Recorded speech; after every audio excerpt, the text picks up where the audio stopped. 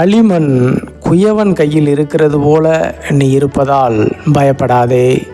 எரேமியா 18:6. இஸ்ரவேல் குடும்பத்தாரே, இந்த குயவன் செய்தது போல நான் உங்களுக்கு செய்யக்கூடாதோ என்று கர்த்தர் சொல்லுகிறார். இதோ இஸ்ரவேல் வீட்டாரே, களிமண் குயவன் கையில் இருக்கிறது போல நீங்கள் என் கையில் இருக்கிறீர்கள். மனிதனை மண்ணிலிருந்து படைத்ததனால் அவனை மண்ணிற்கு ஒப்பிட்டுத்தான் எல்லா இடங்களிலும் பயன்படுத்துவோம். மண் பூமி முழுவதும் நிறைந்து காணப்படுகிறது. மண் இல்லாத இடமே இல்லை.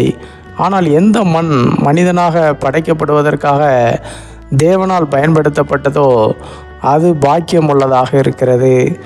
நம்மையும் அவர் மண்ணாக கையில் எடுக்கும்போது நாம் பாக்கியம் உள்ளவர்களாக இருப்போம்.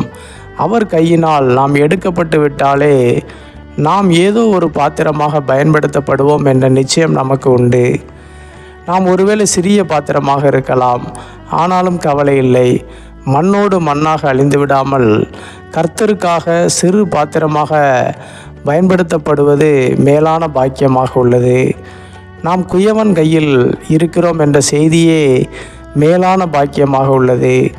அப்படி நாம் களிமண்ணாக அவரது கையில் இருக்கும்போது நாம் என்ன பாத்திரமாக உருவாக வேண்டும் என்பதை தீர்மானிப்பதில் அவருக்கு முழு உரிமை உள்ளது.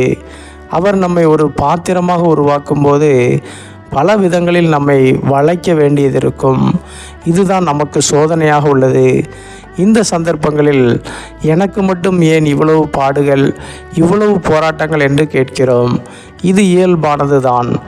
நாம் மனிதர்கள் வெறும் மண்பாண்டங்கள் என்று சொல்லிவிட்டு இரும்பு போல இருக்க முடியாதல்லவா? இப்படித்தான் இஸ்ரவேல் வீட்டார் தங்கள் அடிமைத்தனத்தின் போது மிகவும் வேதனைப்பட்டனர்.